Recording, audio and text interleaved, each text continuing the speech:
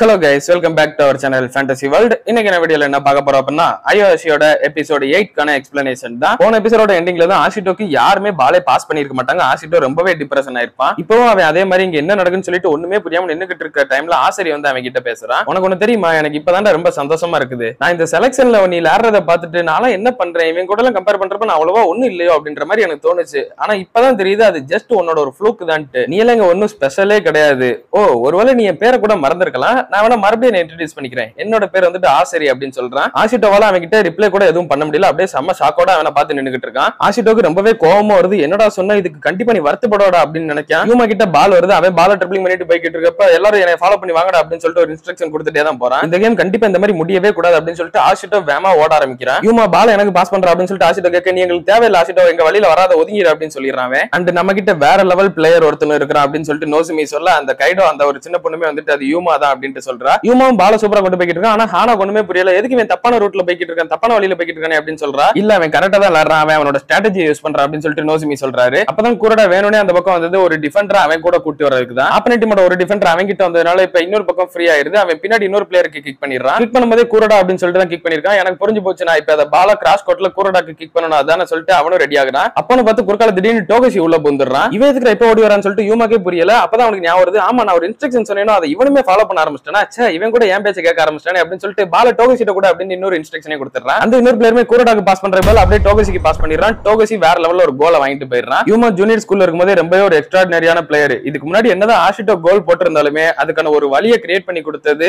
நம்ம யூமா தான். ஆஷிட்டோ அடுத்து என்ன திங்க் பண்ணுவாரு, அவன் எங்க மூவ் பண்ணுவான்னு சொல்லி கரெக்டா பிரெடிக்ட் பண்ணி யூமா தான் அவனை கரெக்டா கோல் போட வச்சான். அவனை சுத்தி இருக்க எல்லாரோட ஸ்கில்ஸையும் அவனுக்கு நல்லாவே யூட்டிலைஸ் பண்ண தெரியும். இன்ஃபேக்ட் எக்ஸ்பீரியன்ஸ் டீமுக்கு இவன் தான் ஒரு ஐடியலான ஃபார்வர்ட் ஆட வேண்டியவனே அப்படின்னு சொல்லிட்டு நோசுமி சொல்றாரு. ஆஷிட்டோக்கு மனசே கேட்கல, இங்கே சும்மா நிக்கிறது மட்டும் தான் இன்னைக்கு என்னோட ஜாபா, இது வரைக்கும் அதுக்கு முன்னாடி இப்படி எக்ஸ்பீரியன்ஸ் பண்ணதே கிடையாது. என்னோட ஊர்ல நான் கிளப் டீம் விளையாடுறப்ப கூட நான் ஒரு செல்ஃபிஷா இருக்கேன்னு சொல்லி தான் எல்லாரும் வெறுப்பாங்க. அதை அவங்க ஸ்ட்ரைட் ஃபார்வர்டாவே சொல்லி என்னை விளையாட விட மாட்டாங்க. ஆனா இது கம்ப்ளீட்லி டிஃபரெண்டா இருக்குது. நான் இங்க கோல் போடுறதுக்கு அவங்களுக்கு தேவையே இல்ல அப்படின்னு சொல்லிட்டு அவன் ரொம்பவே மனசொடைஞ்சு போய் நின்னுக்கிட்டு இருக்கான். அப்படியே இப்ப சாயங்காலம் ஆகுது. அவன் பெஞ்ச்ல ரொம்ப கட்டுப்போட உட்காந்துக்கிட்டு இருப்பான். அப்பதான் நோசுமி அங்க மேட்ச் முடிஞ்சதுக்கு அப்புறம் ஒரு விஷயத்த பேசியிருப்பாரு. எல்லாருமே நல்லா லேண்டிங்கடா, பட் உங்க இதுல இருந்து ஏ டீமுக்கு போக போறது யூமா அப்படின்னு சொல்லிட்டு சொல்லியிருப்பாரு.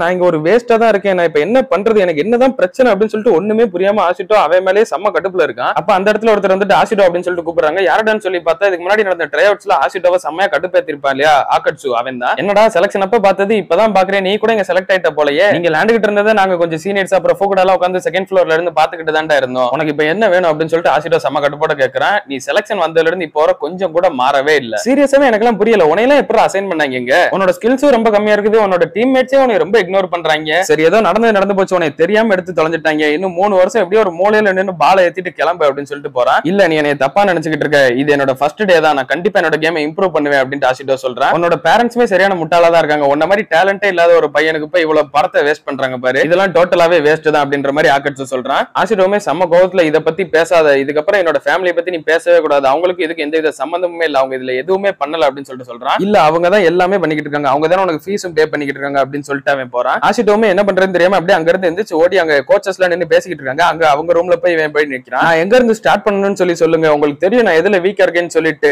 எனக்கு ஃபுட்பால் ஆட சொல்லி தாங்க ப்ளீஸ் அப்படின்னு சொல்லிட்டு கேக்குறான். இன்னொரு பக்கம் நைட் வந்து ஹானா பஸ் ஸ்டாப்ல நின்னுகிட்டு இருக்கா. நேரம் இன்னொரு பொண்ணு பேசுது, பக்கத்துல அந்த கைடோ பொண்ணு தான். எனக்கு இப்பதான் புரியுது உனக்கு எதுக்கு ஆஷிட்டோ பிடிச்சிருக்குன்னு சொல்லிட்டு, அவங்க ரெண்டு பேரோட கேம் பிளே அது ரொம்பவே சிமிலரா இருக்குல்ல அந்த ஒரு பிளேயிங் ஸ்டைல், அதனால தானே அப்படின்னு சொல்லிட்டு அவ கேக்குறா. ஹானா அவளுக்கு ரிப்ளை பண்ண வரும்போது திடீர்னு கைடோ வந்து ரொம்ப பயந்துகிட்டு ஹானா பின்னாடி வந்து ஒளிஞ்சுக்கிறா. யாரோ வந்திருக்காங்க போல, வேற யாரும் இல்ல நம்மளோட ஃபூக்குடா தான், அவரை பார்த்து பயந்துட்டா. அவருமே வந்துட்டு ஹானா நீ வீட்டுக்கு போல இங்கதான் நின்னுகிட்டு இருக்க இவ்வளவு நேரமா அப்படின்னு சொல்லிட்டு கேக்குறாரு. அப்புறம் நீ அந்த கைடோ பொண்ணு தானே அப்படின்னு சொல்லிட்டு கேக்குறாரு. அவளுமே ஃபூக்குடாவை பார்த்து சந்தோஷத்துல வாயடிச்சு போய் நின்னுறா. அவளோட பேரை கூட ரொம்ப தாங்கி சொல்றா. கைடோவும் ஃபூக்குடா கிட்ட வந்துட்டு உங்களோட லீடர்ஷிப்ல வேற லெவல்ல இருக்கு அப்படின்னு சொல்லிட்டு அவரை புகழ்ந்து தள்ளி பேச ஆரம்பிக்கிறா. அப்படியே ஹானாவும் இப்ப கைடோ சொன்ன எல்லா விஷயத்தையுமே நினைச்சு பாக்குறா. அப்போ ஹானாக்கு ஒரு பிளாஷ்பேக் ஸ்டார்ட் ஆகுது. அவ சின்ன வயசா இருக்கும்போது அவங்க அப்பா வந்துட்டு செகண்ட் மேரேஜ் பண்ணி ஒருத்தவங்க வீட்டுக்கு கூட்டு வருவாங்க. அவங்களோட பையன் தான் ஃபூக்குடா. அவளுக்கு அப்பவே ஃபுட்பால்னா ரொம்ப பிடிக்கும். அவ ஃபூக்குடாவை பார்த்தோன்னே செம்ம சர்ப்ரைஸும் ஆயிடுவா. அப்படியே இவங்க எல்லாரும் உட்காந்து பேசிக்கிட்டு இருப்ப ஹானா வந்துட்டு அவங்க அண்ணனே ரொம்ப நேரம் பாத்துக்கிட்டு இருப்பா. எனக்கு உங்களை ரொம்ப பிடிச்சிருக்கு அப்படின்னு சொல்லுவா. எனக்கு நல்லாவே ஞாபகம் இருக்குது, என்னோட பிரதரை ஃபர்ஸ்ட் டைம் நான் க்ளோஸ் அப்ல பாக்குறப்ப அவரோட கண்ணை நான் பார்த்தேன், அவரோட எக்ஸ்பிரஷன் ரொம்பவே அமைதியா இருந்தது, அதே டைம்ல அவர் கண்ணுல அவ்வளவு ஒரு கான்பிடன்ட் இருந்தது, அதை நான் எப்பவுமே மறக்கவே மாட்டேன் அப்படின்னு ஹானா நினைக்கிறா. அப்ப வந்துட்டு யாரோ ஃபூக்குடா அப்படின்னு சொல்லிட்டு கத்திக்கிட்டு வராங்க. நம்ம ஷூகிஷிமா தான் வர்றாரு. உங்ககிட்ட கொஞ்சம் பேசணும் வா அப்படின்னு சொல்லிட்டு கூட்டு போறாரு. போய் அங்க எல்லாருமே நின்னு பாக்குறாங்க. பார்த்தாங்க ஆஷிட்டோ அங்க சுவத்துல தனியா அவனாடி பிராக்டிஸ் பண்ணிக்கிட்டே இருக்கிறான். இவங்க என்ன பண்ணிக்கிட்டு இருக்கான் அப்படின்னு சொல்லிட்டு ஹானாவும் கேட்கறான். அவன் வந்துட்டு நம்ம கோச் நோசுமி கிட்ட அட்வைஸ் கேட்க வந்தான். யார் அவர் இதைத்தான் சொன்னாரு, kill it and kick it, இதுதான் ஃபுட்பாலோட பேசிக்கே, சோ அதை மட்டும் கரெக்டா பண்ணு அப்படின்னு அவர் சொல்லியிருப்பாரு. வர பால ப்ராப்பரா ஸ்டாப் பண்ண தெரியணும், ஸ்டாப் பண்ணிட்டு அதை கரெக்டா பெர்ஃபெக்ட் அல்டிமேட் கண்ட்ரோலோட கிக் பண்ண தெரியணும். அதுவே ஆஷிட்டோ கிட்ட அவ்வளவா இருக்காது. அதனாலதான் சொல்லிருப்பாரு. ஆனா இவன் என்னன்னா அங்க ட்ரைனிங் முடிஞ்சு எல்லா பசங்களும் போனதுக்கு அப்புறம் இருந்து விளையாட ஆரம்பிச்சான். இப்ப நைட் வரை விளையாண்டுட்டு இருக்கேன். எந்த பிரேக்மே ஊடால எடுக்காம இப்படி பண்ணிட்டு இருக்கேன் அப்படின்னு சொல்லிட்டு சுகிஷிமா சொல்றாரு. அப்படியே ஹானா கைடோவை பார்த்து சொல்றான், அவனோட பிளேயிங் ஸ்டைல் சிமிலரா இருக்குன்னு சொல்லி எனக்கு அவனை பிடிக்கல. அது அவனோட கண்ணுதான். அவன் எவ்வளவுதான் கஷ்டமான சிச்சுவேஷன்ல இருந்தாலும் அவனுக்குள்ள அந்த ஒரு ஃபயர் எப்பவுமே இருக்கும். அந்த ஸ்பார்க் அவனுக்குள்ள இருக்கிற வர அவனுமே ஒரு ஸ்டார் பிளேயர் மாதிரி தான் அப்படின்னு சொல்றா. அப்படியே நைட் ஆஷிட்டோ வந்து அவங்க அண்ணனுக்கு போன் அடிக்கிறான். நான் அவன்கிட்ட ஒன்னு கேட்கணும், எனக்கு இப்ப 3 வருஷம் இங்க படிக்கிறதுக்கு மொத்தமா எவ்வளவு காஸ்ட் ஆகும், அதை அம்மா கிட்ட கேட்டு சொல்றியா அப்படின்னு சொல்லிட்டு அவன் கேட்கறான். இந்த அம்மா பக்கத்துல தான் இருக்காங்க, அவங்க கிட்ட கொடுக்குறேன், நீயே கேட்டுக்கோ அப்படின்னு சொல்றாங்க. இல்ல அதெல்லாம் வேணாம், நான் உங்ககிட்டயே பேசிக்கிறேன், அவங்க என்னன்னு மட்டும் நீ கேட்டு சொல்லு அப்படின்னு சொல்றான். அவங்க அம்மாவுமே இதெல்லாம் கேட்டுட்டு அவங்க எழுதி வச்சிருந்த அந்த ஒரு நோட்ல இந்த டீடைல்ஸ் எல்லாம் இருக்கும், அதை அப்படியே தர்றாங்க அவங்க அண்ணன் கிட்ட. அவன் முதல்ல கொஞ்சம் கொஞ்சமா சொல்லிட்டு இருக்கான். அப்படியே ஃபைனலி 1 இயருக்கு ஃபுல்லா சொல்றான். கிட்டத்தட்ட 3 lakhs யான் வருது. நம்ம இந்தியன் ருபீஸ்ல சொல்லணும்னா கிட்டத்தட்ட 1,75,000 ரூபாய் ஒரு வருஷத்துக்கு கட்டுறாங்க ஆஷிட்டோக்கு. நான் பிராமிஸா சொல்றேன், இன்னும் 3 வருஷத்துக்குள்ள இது எல்லாத்தையுமே நான் உங்களுக்கு திரும்ப பே பண்றேன் அப்படின்னு ஆஷிட்டோ சொல்றான். என்ன 3 வருஷத்துக்குள்ள டே ஏதாவது லாஜிக்கோட தான் நீ பேசுறியா அப்படின்ற மாதிரி அவங்க அண்ணன் கேட்டுக்கிட்டு இருக்காங்க. நேரம் அவங்க அம்மா போனை பிடிங்கி நீ ஒன்னும் ரொம்பலாம் இதுக்காக கஷ்டப்பட வேணாம் அப்படின்னு சொல்லிட்டு போனை வச்சிருக்காங்க. அடுத்த நாள் காலையில சும்மா 3 பேர் மட்டும் நின்று பாசிங் தான் பிராக்டிஸ் பண்ணிக்கிட்டு இருக்காங்க. அப்ப கூட ஆஷிட்டோ தான் அங்க சொதப்பிக்கிட்டு இருக்காங்க. ஜஸ்ட் நம்ம 3 பேர் நின்று பாசிங் தான் பண்ணிக்கிட்டு இருக்கோம், அதுல கூட நீ இப்படி சொதப்பிக்கிட்டு இருக்க, ஒன்னாலதான் இப்ப நம்மளோட ஃப்ளோவே கெட்டு போகுது அப்படின்னு வஞ்சிக்கிட்டு இருக்காங்க. இன்னொருத்தன் வந்து டேண்டா இப்படி அவனை திட்டுறான், அவனே புது பையன் அப்படின்னு சொல்லிட்டு இருக்கான். இருந்தாலும் இது ஜஸ்ட் பேசிக் தானே, இது கூட அவனுக்கு வர மாட்டேங்குது அப்படின்னு அவன் சொல்றான். கோச் வந்துட்டு நீங்க 2 பேரும் என்னடா பண்றீங்க அப்படின்னு சொல்றாரு. அவங்க 2 பேரும் அப்படியே பயந்து ஓடி வந்துடுறாங்க. அவங்க தனியா வந்ததுக்கு அப்புறமா அவங்கிட்ட ஒரு பேசிக் ஸ்கில் கூட இல்ல, அப்படி இருந்து ப்ரோ பிளேயர் ஆகணும்னு சொல்லி நினைச்சுக்கிட்டு இருக்கான் அப்படின்னு ஒருத்தன் சொல்றான். அப்படிலாம் இல்லடா, அவன் விளையாடுறத நான் பாத்துருக்கேன். இங்க பிராக்டிஸ் முடிச்சுட்டு எல்லாரும் கிளம்பினதுக்கு அப்புறமா அவன் மட்டும் அந்த டாம்ல வெளியே உட்காந்து தனியா விளையாண்டுகிட்டு இருப்பான்.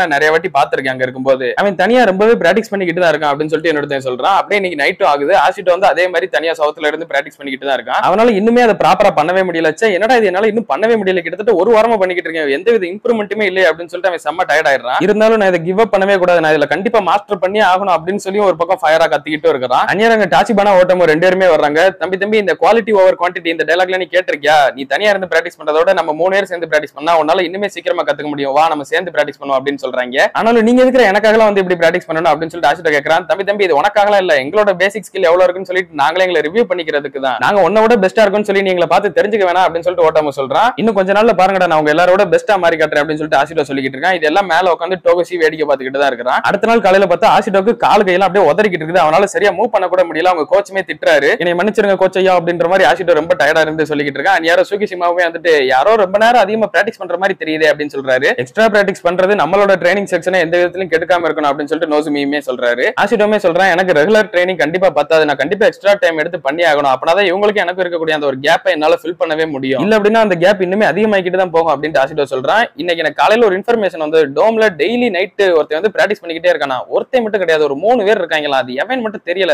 தெரிஞ்சா பாத்துக்கிறேன் அப்படின்ற மாதிரி அவர் மிரட்டுறாரு. அவர் அப்படியே டோகோஷியை கூப்பிட்டு டே ஆஷிட்டோ உன்னோட ரூம் தானே, இவன் நைட்ல இந்த மாதிரி போய் பிராக்டிஸ் பண்ணிக்கிட்டு இருக்கானா அப்படின்னு கேட்கறாரு. எனக்கு என்ன தெரியும், நானே ரூம்ல நைட் நல்லா தூங்கிடுவேன், இவன் எங்க போனா எனக்கு அப்படின்னு சொல்லிட்டு அவனு சொல்லிட்டு போயிடுறான். அந்நேரம் ஆஷிட்டோ கிட்ட அந்த நெத்தியில பேண்ட் போட்டுருப்பார்ல அந்த ஒரு பிளேயர் அவன் வந்துட்டு பேச ஆரம்பிக்கிறான். நீ இனிமே அந்த ஒரு பிராக்டிஸ் ரொம்ப ஹெவியா தான் பண்ணிக்கிட்டு இருக்க போலயே, நீ வந்து டோகோஷியோட ரூம்மேட் தானே, அவன் ஒரு ஸ்கவுட்டர் பிளேயர் அப்படின்றதுனால எங்க டீமோட அவன் அவ்வளவா ஜெல் ஆகாம இருந்திருக்கலாம், ஆனா அவனுக்குமே பேசிக்ஸ்லாம் நல்லாவே தெரியும், ஏன் நீ அவங்க கிட்ட இருந்து கத்துக்க கூடாது அப்படின்னு சொல்லிட்டு ஆஷிட்டோ பார்த்து கேட்கறான். அப்படியே இன்னைக்கு நைட் ஆகுது. நம்ம ஓட்டமோ டாச் பண்ண 2 பேருமே அந்த ஆஷிட்டோ கிட்ட வாடா இன்னைக்கு போய் விளையாட போவோம் அப்படின்னு சொல்லி கேட்கறாங்க. இல்லடா அந்த கோச் தலையை என்னை நல்லா வஞ்சி அனுப்பிட்டு, அதனால இன்னைக்கு நம்ம விளையாட வேணாம், நீங்களும் போய் ரெஸ்ட் எடுங்க அப்படின்னு சொல்லிட்டு அவங்களை அனுப்பி விட்டுறான். ஆஷிட்டோ அவங்களை அனுப்பிட்டு அவனோட ரூம்ல அவன் மட்டும் தனியா போய் அப்படியே ஃபுட்பால் எடுத்துட்டு வெளியே வரான். அதுவரை அவங்க கொரட்டை விட்டு நல்லா தூங்கிக்கிட்டு இருந்த டோகோஷி திடீர்னு நினைச்சுட்டே நீ என்ன இப்ப தனியா விளையாட போறியா அப்படின்னு சொல்லிட்டு கேட்கறான். சரி விடு, நான் இன்னைக்கு உங்க கூட பிராக்டிஸ் பண்றேன், உண்மையான கில் அண்ட் கிக் இட்னா என்னன்னு சொல்லிட்டு நான் உனக்கு ப்ரூஃப் பண்றேன் அப்படின்னு சொல்லிட்டு இப்ப 2 பேருமே சேர்ந்து பிராக்டிஸ் பண்ண ரெடி ஆகுறாங்க. அப்படியே கட் பண்ணி இதோட இந்த ஒரு எபிசோடையுமே முடிக்கிறாங்க. சோ இதுக்கப்புறமா தான் டோகோஷியோட ஹெல்ப்போட ஆஷிட்டோ அவன் பேசிக்ல இருந்து எப்படி கத்துக்க போறான்றத அடுத்த எபிசோட்ஸ்ல தொடர்ந்து நம்ம பார்க்கலாம். அதெல்லாம் நீங்க தொடர்ந்து பார்க்கணும்னு நினைச்சீங்க அப்படின்னா மறக்காம நம்ம சேனலை சப்ஸ்கிரைப் பண்ணி சப்போர்ட் பண்ணுங்க. அப்படியே இந்த எபிசோட் பிடிச்சிருந்தா மறக்காம ஒரு லைக் போட்டு போயிருங்க. நான் உங்களை இன்னொரு நல்ல வீடியோல மீட் பண்றேன். Bye guys.